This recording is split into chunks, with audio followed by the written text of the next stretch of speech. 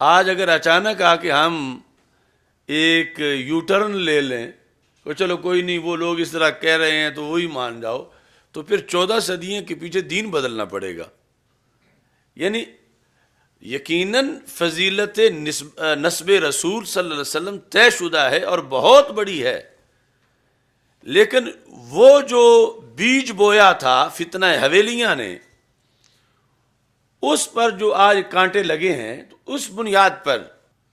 جس کو محبت اہل بیت کہا جا رہا ہے، اور کہ ایک طرف سادات ہو گئے ہیں، دوسرے والے مدارس والے ہو گئے ہیں، اور یہ مقابلہ ہو رہا ہے، یا ایک طرف جو ہے وہ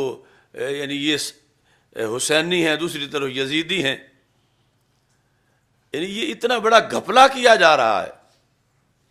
مثلا یزیدیت خارجیت ہے، ناسبیت ہے، تو یہی لوگ جو ہمارے ساتھ الجھتے ہیں، یزیدوں کے ساتھ بھی یہی جا کے جفیاں ڈالتے ہیں۔ تو اراۃ الادب لفاضل النسب، اس میں پوچھا گیا کیا فرماتے ہیں علماء دین اس مسئلہ میں کہ اگر جد اعلیٰ کسی کا کاشتکار ہو یا ماہی فروش ہو، مچھلیاں بیچنے والا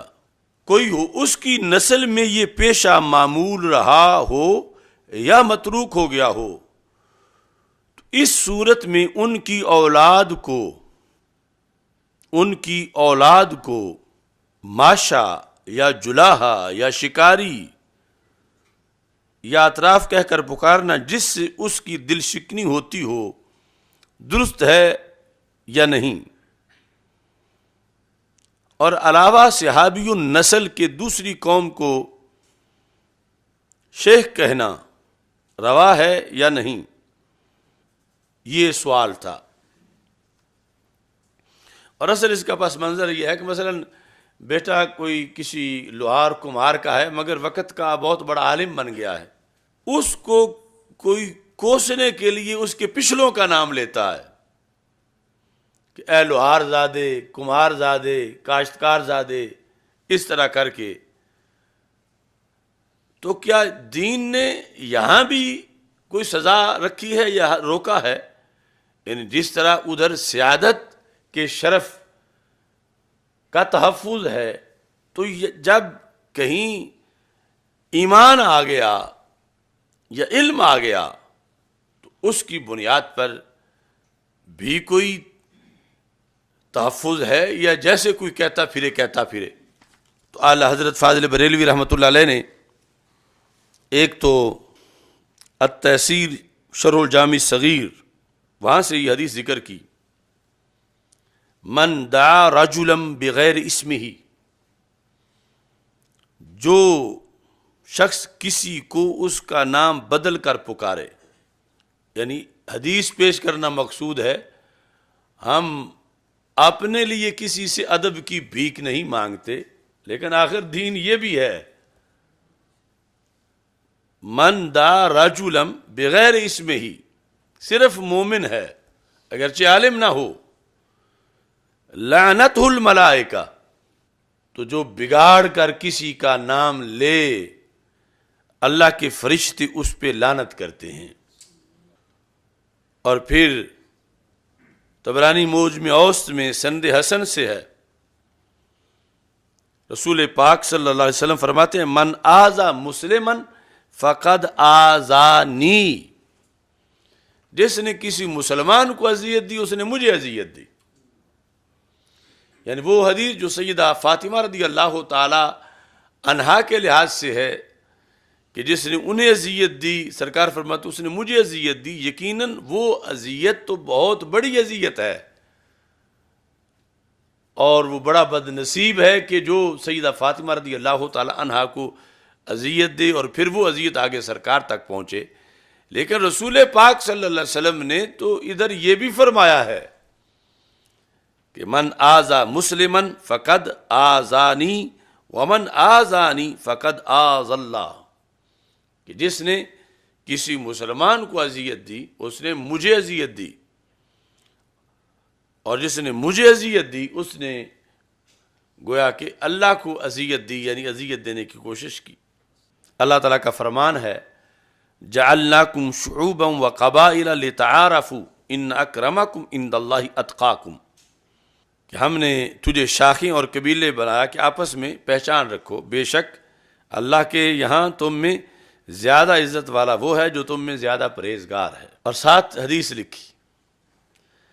من ابتا بھی اعمالہ لم یسر بھی نسبہ۔ یہ حدیث دوسرے لفظوں سے بھی ہے باب تفیل سے، من بتا بھی اعمالہ،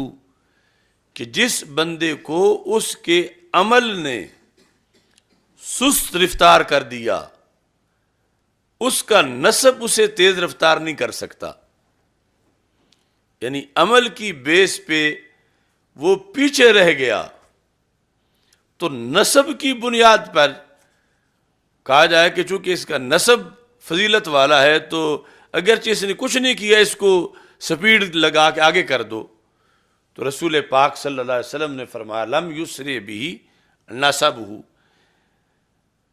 اب اس پر آگے وضاحت ہم کریں گے، لیکن اس فتوے کے اندر جتنا اعلی حضرت نے لکھا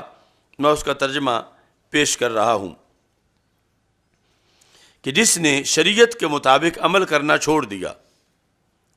اس کا نسب کام نہ دے گا، اور ساتھ ہی وقول دیگر اعملی یا فاطمہ ولا تقولی انی بنت الرسول صلی اللہ علیہ وسلم،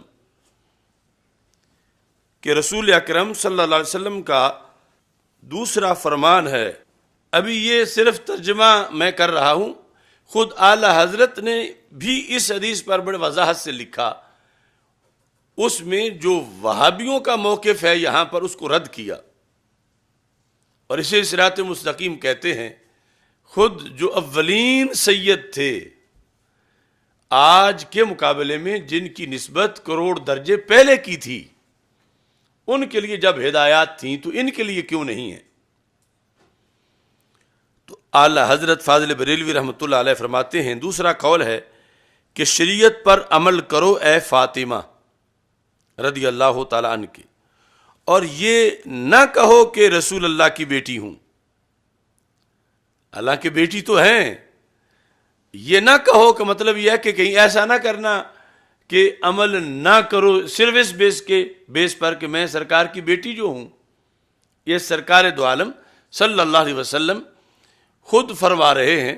جو عربی لکھی بِأَعْلَى صوت ندا کند، پہلی آیت اور دونوں حدیثیں، کہ جس کو اس کا عمل سست کر دے نسب تیز نہیں کرے گا، اور اے فاطمہ یہ نہ کہنا کہ میں رسول اللہ صلی اللہ علیہ وسلم کی بیٹی ہوں، بلکہ یہ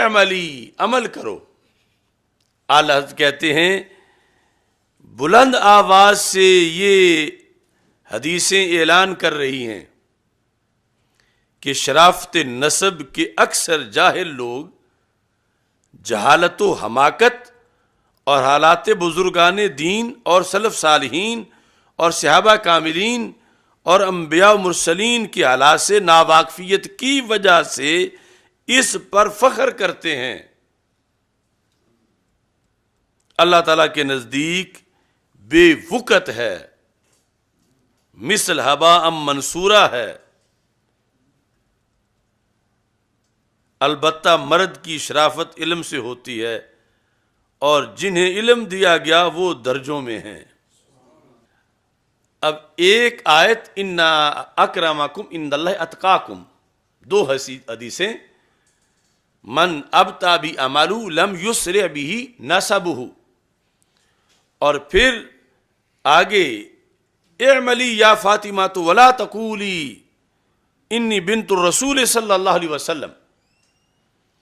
کہا کہ یہ بلند آواز سے اعلان کر رہی ہیں، یعنی یہ پیغام، یہ خلاصہ ہے ان کا کہ شرافت نسب کے اکثر جاہل لوگ، یعنی جو آج رائج ہے شرف نسب کا مطلب کہ اکثر جاہل لوگ جہالت و حماقت اور حالات بزرگان دین اور سلف صالحین اور صحابہ کاملین اور انبیاء و مرسلین کی حالات سے ناواقفیت کی وجہ سے اس پر فخر کرتے ہیں۔ کس پر؟ شرافت نسب پر۔ کہ اکثر جاہل لوگ مذکورہ ہستیوں کے حالات سے ناواقفیت کی وجہ سے فخر کرتے ہیں۔ اللہ کے نزدیک بے وقت ہے، یعنی وہ فخر اللہ کے نزدیک بے وقت ہے۔ مثل ہبا منصورہ ہے۔ ہبا منصورہ کہ بند کمرے میں دن کے ٹائم جو کسی چھوٹی سی کرن کہیں سے داخل ہو اور اڑتے ذرات جو اس میں نظر آتے ہیں، وہ ہبا منصورہ، یعنی یہ شرف نہیں۔ البتہ مرد کی شرافت علم سے ہوتی ہے۔